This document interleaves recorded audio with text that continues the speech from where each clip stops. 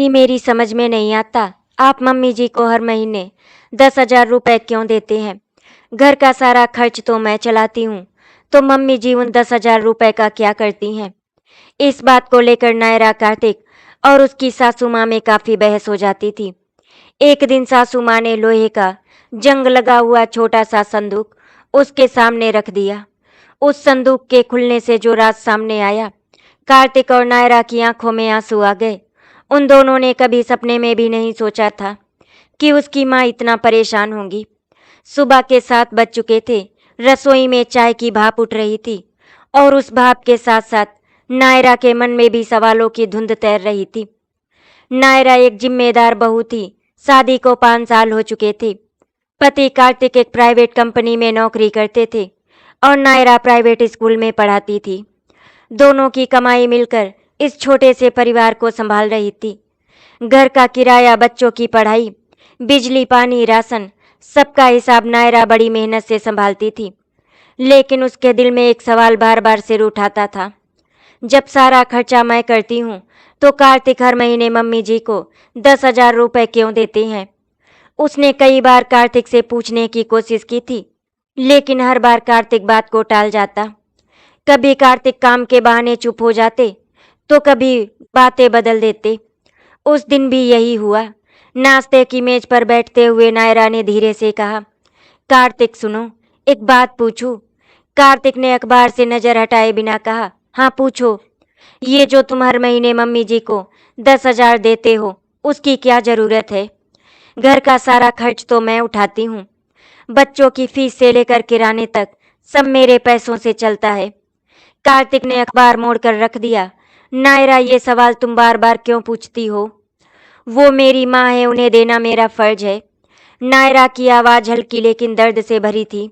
फर्ज? फर्ज तो मेरा भी है इस घर के लिए, लेकिन क्या मम्मी जी ने कभी सोचा कि मैं अपनी तनख्वाह का एक एक पैसा कैसे जोड़ती हूँ?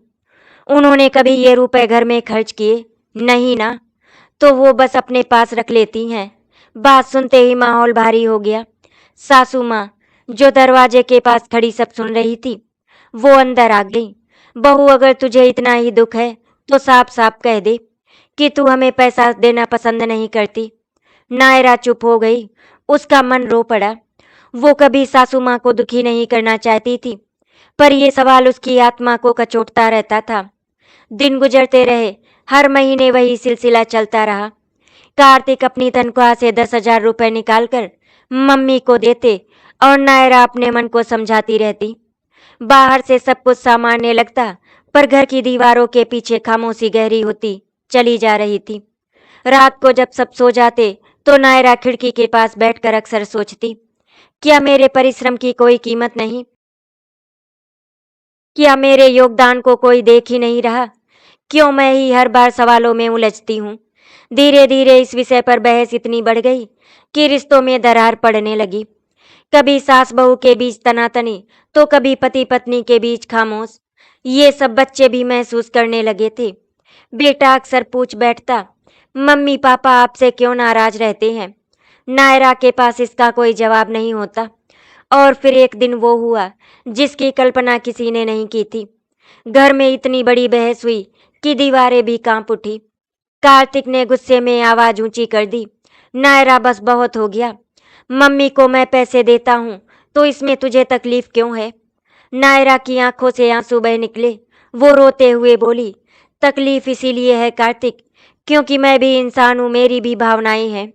जब सारा खर्च मैं उठाती हूँ तो कम से कम इतना तो जानने का हक है कि वो 10,000 कहाँ जाते हैं। कमरे में सन्नाटा छा गया।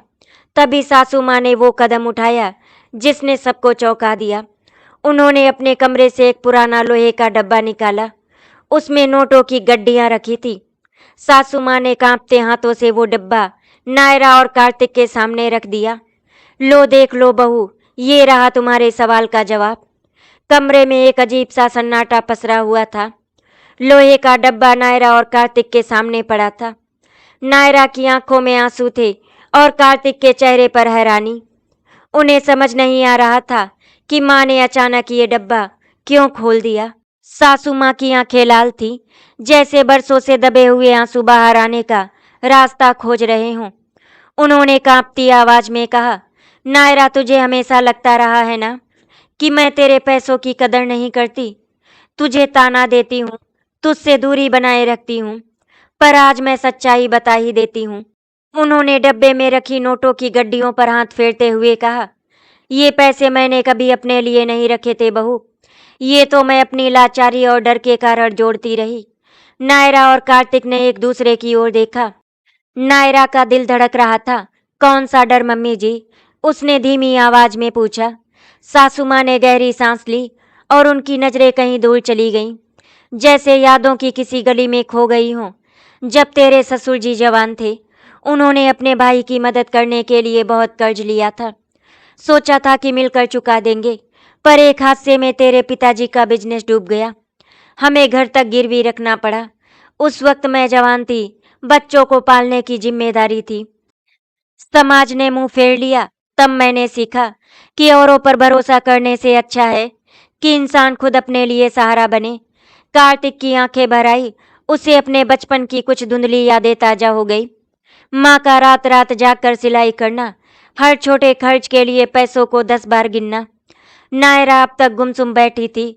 उसका दिल मानो किसी ने मत दिया हो। तो मम्मी, आप इतने सालों से पैसे इसीलिए जोड़ रही थी? सासू माँ ने सिर हिलाया। हाँ बहू, मैंने कसम खाई थी कि अपने बच्चों को कभी भी उस कर्ज और तानों का सामना नहीं करने दूंगी जो मैंने झेला। कार्तिक जो भी रुपए देता है, मैं उसे अपने पास नहीं रखती, बल्कि एक ढाल की तरह संभाल कर रखती हूँ, ताकि कभी कोई मुसीबत आए तो ये घर बिना झुके खड़ा रहे। नायरा के आंसू अब थमने का नाम नहीं ले रहे थे। उसे याद आया कि कितनी बार उसने मम्मी जी पर ताने कसे, उन्हें कठोर समझा। कार्तिक ने माँ का हाथ पकड़कर कहा, मम्मी, आपने हमसे ये सब छुपाया क्यों? अगर हमें पहले पता होता तो शायद घर का माहौल इतना बिगड़ता ही नहीं। सासू माँ मुस्कुराई, मगर उस मुस्कान में सालों का दर्द छिपा था। बेटा, हर माँ चाहती है कि उसके बच्चे निश्चिंत रहें। मैंने सोचा अगर ये बोझ तुम लोगों पर डाल दूंगी तो तुम्हारी खुशी छिन जाएगी, इसीलिए चुप रही। नायरा ने मम्मी के पांव पकड़ लिए। मम्मी, मुझे माफ कर दीजिए, मैं आपको गलत समझती रही। मैं सोचती थी आप स्वार्थी हैं, पर असल में आप तो हम सबके लिए ढाल बनी रही। उस दिन के बाद घर का माहौल बदल गया। दीवारों में जो खामोशी थी वो अब पिघलने लगी। नायरा और सासू माँ के बीच जो दूरी थी उसमें अब अपनापन आने लगा। लेकिन कहानी यहीं नहीं खत्म होती। सासू माँ के दिल में अभी भी कुछ और रहस्य दबे थे, ऐसे रहस्य जो आगे चलकर नायरा की जिंदगी को पूरी तरह बदलने वाले थे। रात गहराई ले चुकी थी। घर के बाकी लोग सो चुके थे, लेकिन नायरा, कार्तिक और सासू माँ बैठक में बैठे थे। डब्बे में रखे पैसों का भार जैसे अब सबके दिलों पर छा गया था। सासू माँ ने धीरे से कहा, आज तुम्हें सब सच बता दूंगी। शायद अब वक्त आ गया है कि मेरे दिल का बोझ हल्का हो जाए। नायरा और कार्तिक चुपचाप सुनने लगे। बहू, जब मैं तेरी उम्र की थी तब हालात बहुत कठिन थे। तुम्हारे ससुर ने बिजनेस में जो पैसा लगाया था वो डूब गया। घर चलाने के लिए मैंने सिलाई का काम किया, दूसरों के घर बर्तन मांजे, यहाँ तक कि रात रात भर कढ़ाई करके पैसे जोड़े। पर असली दर्द पैसों का नहीं था, दर्द उन तानों का था जो हर रोज सुनने को मिलते थे। लोग कहते, देखो ये वही घर है जहाँ कभी शोहरत थी, अब इनकी हालत भिखारियों जैसी हो गई है।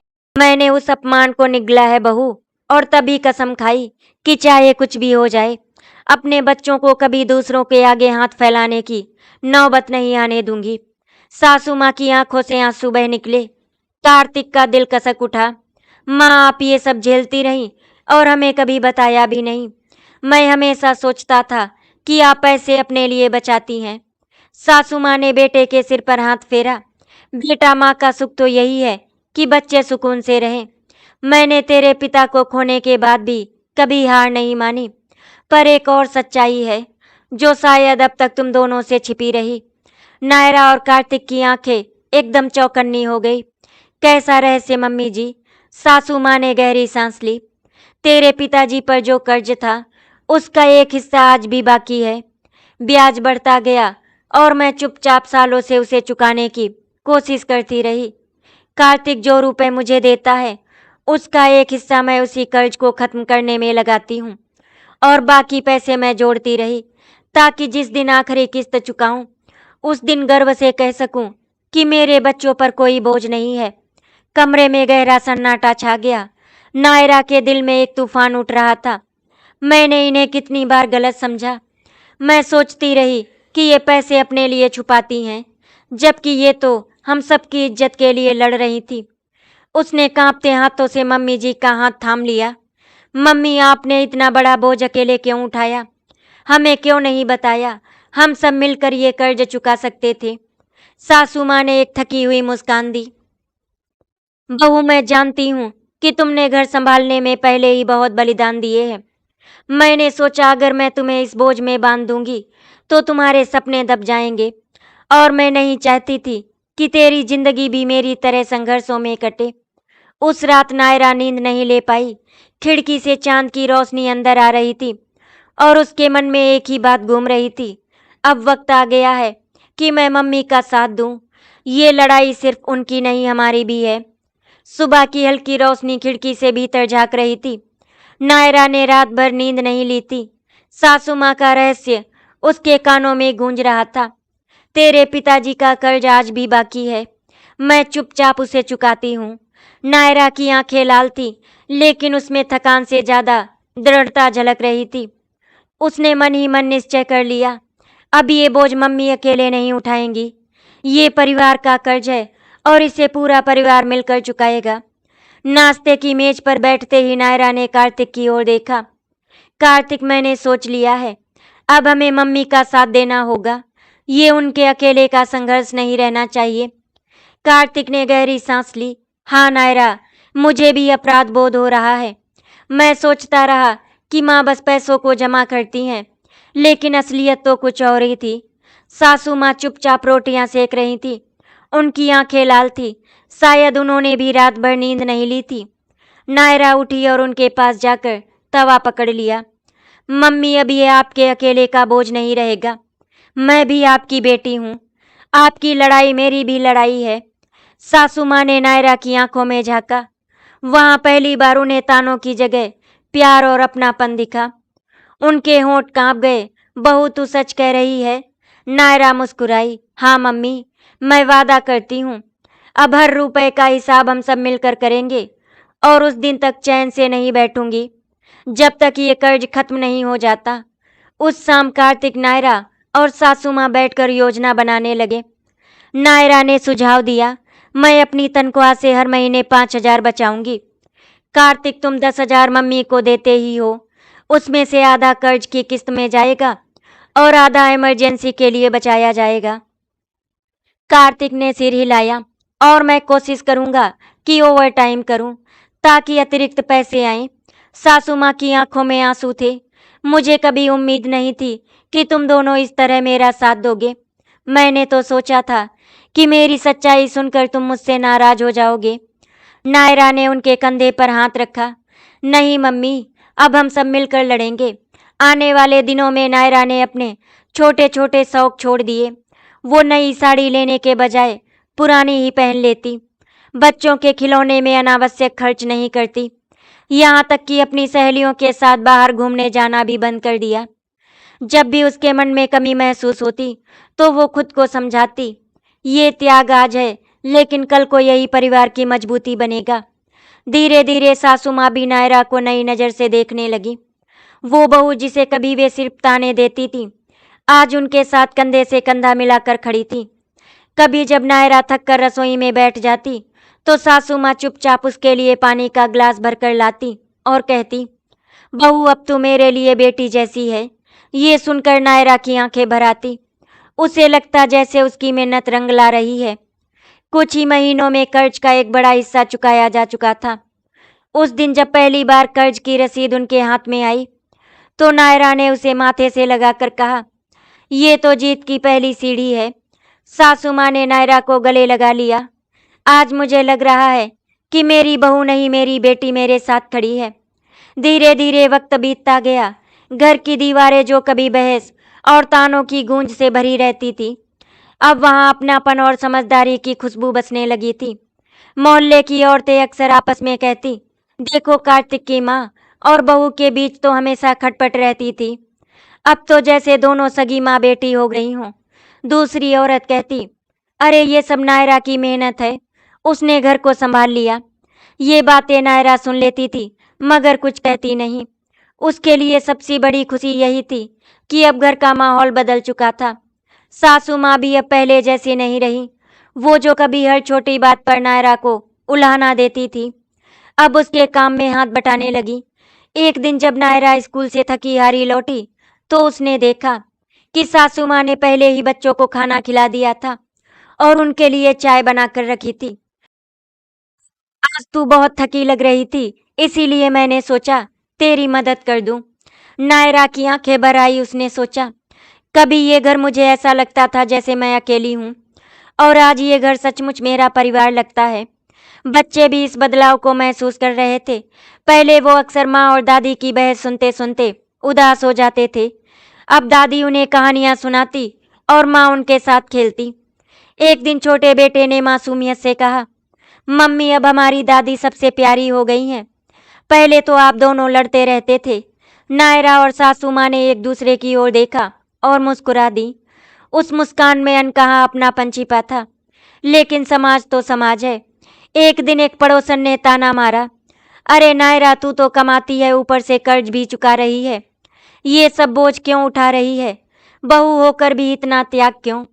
नायरा ने बिना गुस्सा किए जवाब दिया, क्योंकि ये सिर्फ मेरा घर नहीं है, ये मेरी जिम्मेदारी भी है।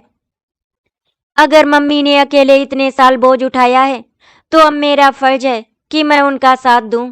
उसकी बात सुनकर सब लोग चुप हो गए। किसी ने पहली बार महसूस किया कि बहू का त्याग और ममता माँ से कम नहीं होती। समय के साथ कर्ज धीरे धीरे खत्म होने लगा।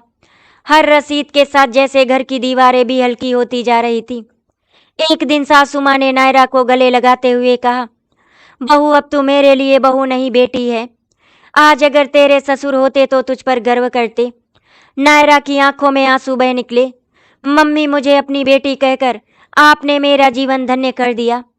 उस पल मानो वर्षों की दूरी, वर्षों का भ्रम और गलत फहमियां सब मिट गईं।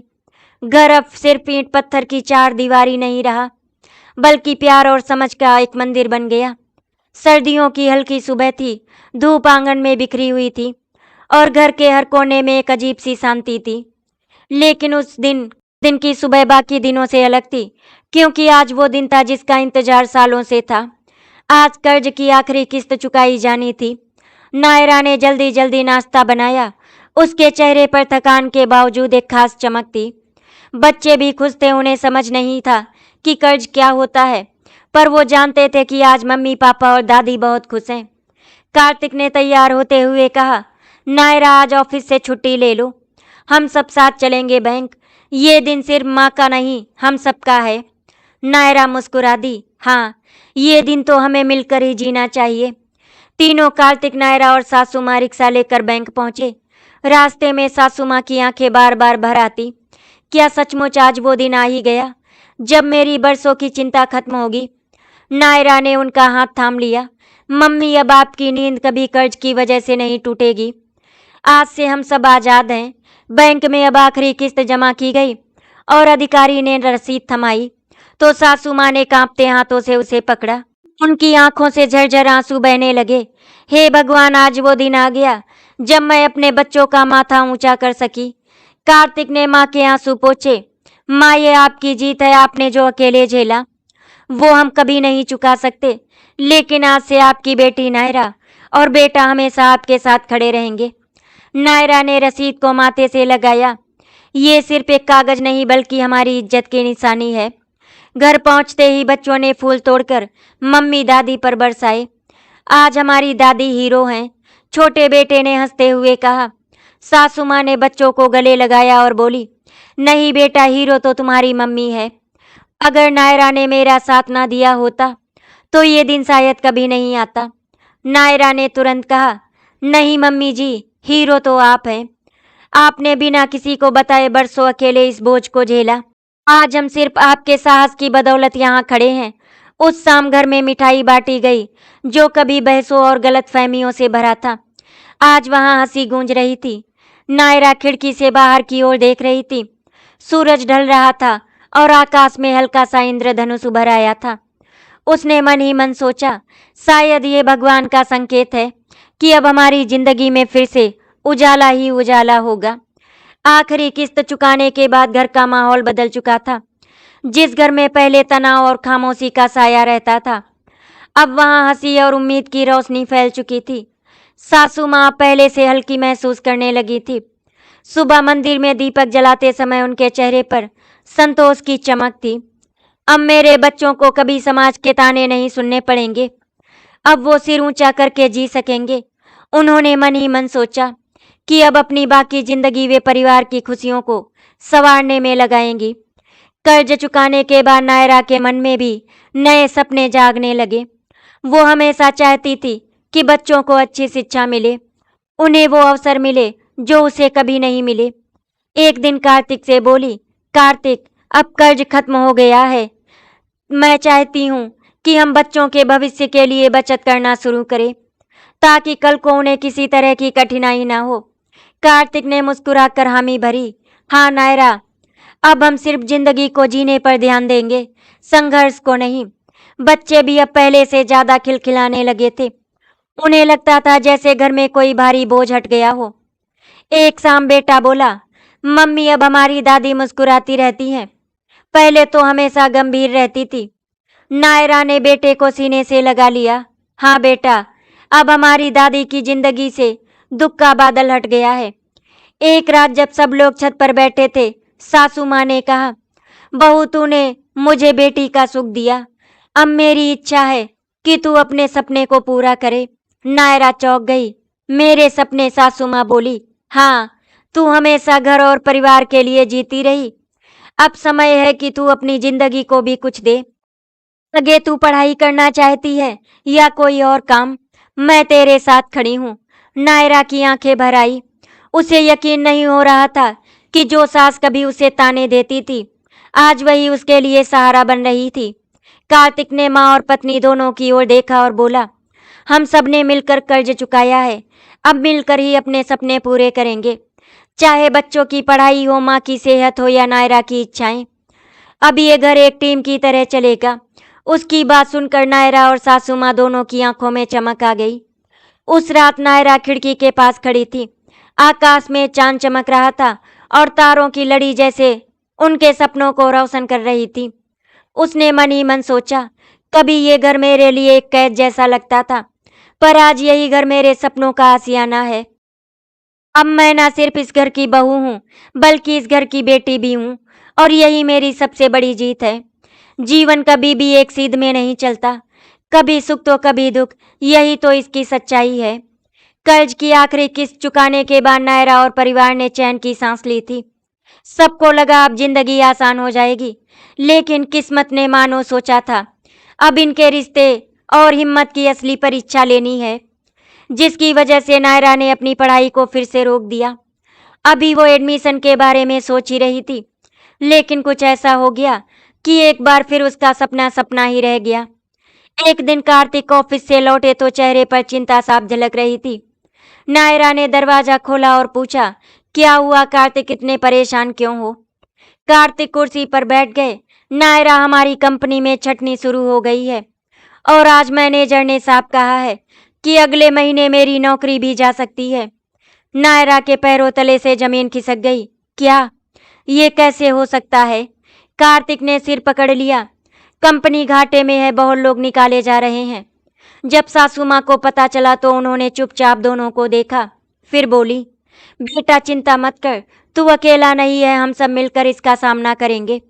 नायरा की आंखें भर आई। मम्मी, कर्ज खत्म होते ही ये नई मुसीबत कैसे आ गई? सासू माँ ने उसके सिर पर हाथ रखा। यही तो जिंदगी है बहू, हर मोड़ पर नई परीक्षा। लेकिन अब फर्क ये है कि पहले मैं अकेले थी, अब हम सब साथ में हैं, और जब परिवार एकजुट हो तो कोई भी मुसीबत बड़ी नहीं होती। नायरा ने तय कर लिया कि अब हार नहीं माननी। कार्तिक, अगर तेरी नौकरी चली भी गई तो हम दूसरे रास्ते ढूंढेंगे। मैं स्कूल में अतिरिक्त क्लासेज ले सकती हूँ, ट्यूशन भी शुरू कर दूंगी। जब तक तू नई नौकरी नहीं ढूंढता, मैं घर संभाल लूंगी। और रही बात मेरी आगे की पढ़ाई की, तो वो मैं बाद में कर लूंगी। माना मेरी नौकरी प्राइवेट है, लेकिन मैं जितना कमाती हूँ उससे घर का गुजारा तो चल जाएगा। कार्तिक ने आश्चर्य से नायरा को देखा। नायरा, तू हर बार मुझे संभाल लेती है, पता नहीं मैं तेरे बिना क्या करता। नायरा मुस्कुराई। यही तो रिश्ते होते हैं कार्तिक, कभी तू संभालेगा कभी मैं। बच्चों ने जब ये सुना तो उन्होंने भी अपनी मासूम जिम्मेदारी निभाई। बेटी बोली, मम्मी अब हमें नए खिलौने मत दिलाना, हमारी पढ़ाई और आपका सुख सबसे जरूरी है। बेटे ने कहा, मैं भी स्कूल में टॉप करूंगा ताकि स्कॉलरशिप मिल सके। नायरा और कार्तिक दोनों की आंखों से आंसू बह निकले। उन्हें लगा कि उनके बच्चे भी अब समझदार हो गए हैं।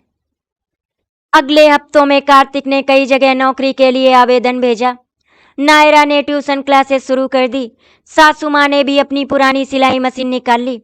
बहू, मैं भी थोड़ा हाथ बटाऊंगी, सिलाई से जो कमाई होगी उसे घर के खर्च में डाल देंगे। नायरा ने मम्मी का हाथ पकड़ लिया। मम्मी, आप सचमुच मेरी ताकत हो। दिन बीतते गए, लेकिन कार्तिक को अभी तक नई नौकरी नहीं मिली।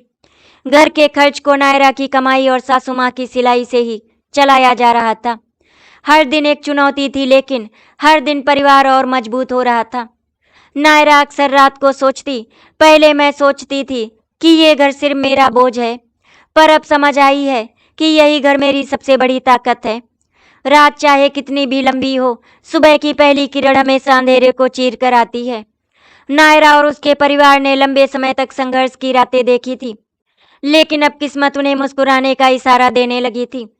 एक सुबह कार्तिक नाश्ता कर रहे थे कि उनका फोन बजा। स्क्रीन पर एक अनजान नंबर चमक रहा था। उन्होंने कॉल उठाया। हेलो, क्या मैं कार्तिक शर्मा से बात कर रहा हूँ? जी, बोल रहा हूँ। फोन के उस पार से आवाज आई। मैं एक नई कंपनी से बोल रहा हूँ, आपने जॉब के लिए आवेदन दिया था, हमें वो प्रोफाइल बहुत पसंद आया।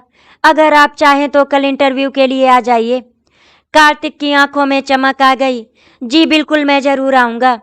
जब कार्तिक ने ये खबर सबको सुनाई तो नायरा ने हाथ जोड़कर भगवान को धन्यवाद किया।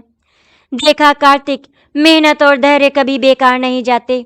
सासू माँ ने कहा, बेटा ये वही सुबह है जिसकी हमें बरसों से तलाश थी। अब बस आत्मविश्वास बनाए रखना। बच्चों ने भी खुशी से ताली बजाई। पापा, आप जरूर सेलेक्ट हो जाओगे। अगले दिन कार्तिक अच्छी तरह तैयार होकर कंपनी पहुंचे। दिल धड़क रहा था, माथे पर पसीना था, लेकिन दिमाग में नायरा और परिवार की तस्वीरें थीं। उन्होंने खुद से कहा, ये नौकरी सिर्फ मेरे लिए नहीं, मेरे पूरे परिवार के लिए है। इंटरव्यू में कार्तिक ने पूरे आत्मविश्वास के साथ जवाब दिए। उनके अनुभव और ईमानदारी ने सबका दिल जीत लिया। 3 दिन बाद कार्तिक के फोन पर मैसेज आया, congratulations, you are selected as a senior manager. Kartik की आंखों से आंसू छलक पड़े। उन्होंने फोन नायरा को दिखाया। नायरा ने खुशी से उन्हें गले लगा लिया। मैं जानती थी कार्तिक, तुम्हारी मेहनत एक दिन जरूर रंग लाएगी। सासू माँ ने भी भगवान के आगे दीपक जलाया। हे प्रभु, अब हमारे बच्चों की जिंदगी खुशियों से भर दो। बेटी ने मासूमियत से कहा, पापा अब हम सब मिलकर पिकनिक चलेंगे ना? कार्तिक हंस पड़े। हाँ बेटा, अब वो दिन भी आएगा, पर सबसे बड़ी पिकनिक तो ये है कि हम सब चैन की सांस ले सकते हैं। रात को जब सब सो गए, नायरा बरामदे में बैठी आसमान की तरफ देख रही थी। उसके होठों पर हल्की मुस्कान थी। भगवान, आपने मेरी सुन ली। अब मैं चाहती हूँ कि ये परिवार हमेशा एकजुट रहे। यही मेरी सबसे बड़ी जीत है। उसके दिल में सुकून था कि अब संघर्ष धीरे धीरे खत्म हो रहा है और एक नई सुबह उसके जीवन में दस्तक दे रही है। कार्तिक की नई नौकरी ने पूरे घर का माहौल बदल दिया था। जहाँ पहले चिंता और तनाव की छाया रहती थी, अब वहाँ मुस्कान और सुकून का वास था। लेकिन असली बदलाव सिर्फ पैसों से नहीं आया था, बल्कि रिश्तों में आई गहराई से आया था। सासू माँ ने जो पहले अक्सर पैसों को लेकर बहस करती थी, अब बिल्कुल बदल चुकी थी। अब वो नायरा से हर छोटी बड़ी बात पर सलाह लेती। एक शाम उन्होंने नायरा का हाथ पकड़कर कहा, बहू, तूने इस घर को संभालने के लिए जो किया वो कोई बेटी भी नहीं कर सकती थी। आज अगर हमारा परिवार खुश है तो उसकी वजह तू है। नायरा की आंखों में आंसू भर आए। माँ जी, मैं तो सिर्फ अपना कर्तव्य निभा रही थी। सासू माँ ने सिर हिलाया। नहीं बहू, तूने अपने कर्तव्य से कहीं ज्यादा किया है। अब ये घर सिर्फ मेरा नहीं तेरा भी है। कार्तिक अब नायरा को पहले से ज्यादा मान देने लगे थे। दफ्तर से लौटते ही सबसे पहले नायरा से पूछते, आज तुम्हारा दिन कैसा रहा? ये वही कार्तिक थे जो पहले घर की परेशानियों में उलझे रहते थे और नायरा की भावनाओं को अनसुना कर देते थे। अब दोनों के बीच समझ और भरोसा पहले से कहीं ज्यादा गहरा हो चुका था। बच्चे भी बदलाव महसूस करने लगे थे। अम्मा पापा के बीच झगड़े नहीं होते थे। दादी भी उन्हें प्यार से पढ़ाई में मदद करती थी। घर का हर कोना जैसे नई ऊर्जा से भर गया था। बेटी ने मासूमियत से कहा, मम्मी अब हमारा घर बिल्कुल कहानी की किताब जैसा हो गया है। नायरा ने मुस्कुराकर उसे गले लगा लिया। एक दिन कार्तिक ने नायरा से कहा, नायरा अब घर संभल चुका है, अगर तुम चाहो तो अपनी पढ़ाई या करियर फिर से शुरू कर सकती हो। नायरा ने हैरानी से उनकी ओर देखा, क्या सच में? कार्तिक ने सिर हिलाया, हाँ, तुम्हारे सपनों का हक भी उतना ही है जितना मेरे सपनों का। सासू माँ ने भी कहा, बहू मैं बच्चों को देख लूंगी, तुम अपने सपनों को जरूर पूरा कर। नायरा के गले से शब्द नहीं निकल रहे थे। उसने सिर्फ इतना कहा, मुझे कभी लगा ही नहीं कि मेरी इच्छाओं की भी कोई जगह होगी। आज सच में लग रहा है कि ये घर मेरा है। उस रात सब साथ बैठकर खाना खा रहे थे। सासू माँ ने थाली में परोसते हुए कहा, अब हमारा घर सिर्फ चार दीवारों का नाम नहीं है, बल्कि प्यार और समझदारी का नाम है। कार्तिक ने हाथ जोड़ते हुए कहा, और ये सब इसीलिए हुआ क्योंकि हम सब ने मिलकर मुश्किलों का सामना किया। अब ये घर हर तूफान से मजबूत रहेगा। नायरा ने मन ही मन सोचा, सच है खून के रिश्ते तो भगवान देता है, लेकिन मन के रिश्ते हम खुद बनाते हैं और यही रिश्ते सबसे मजबूत होते हैं। जीवन में जब संघर्ष का अंधेरा छटता है तो दिल के भीतर छिपे सपनों की रोशनी फिर से जगमगाने लगती है। नायरा ने भी बरसों से अपने सपनों को दिल के किसी कोने में दबा दिया था, लेकिन अब वक्त बदल चुका था। एक रात कार्तिक ने नायरा से कहा, नायरा अब घर की हालत ठीक है, मुझे लगता है तुम्हें फिर से पढ़ाई शुरू करनी चाहिए। नायरा ने झिझकते हुए कहा, पर कार्तिक घर के काम, बच्चों की पढ़ाई, माँ जी की देखभाल। सासू माँ ने तुरंत बीच में बात काटी, बहू ये सब अब मेरी जिम्मेदारी है, तू सिर्फ अपने सपनों पर ध्यान दे। नायरा की आंखें भर आई। उसने धीमे स्वर में कहा, क्या सच में मैं कर सकती हूँ? कार्तिक ने उसका हाथ थाम लिया। हाँ नायरा, अब तेरे सपनों की बारी है। अगले दिन कार्तिक नायरा को कॉलेज ले गए। काउंसलर ने जब उससे उसकी पुरानी पढ़ाई और रुचि के बारे में पूछा तो नायरा थोड़ी नर्वस हो गई, लेकिन कार्तिक ने उसकी पीठ पर हाथ रखकर कहा, डरना मत, मैं यहीं पर हूँ। नायरा ने फॉर्म भरा और प्रवेश ले लिया।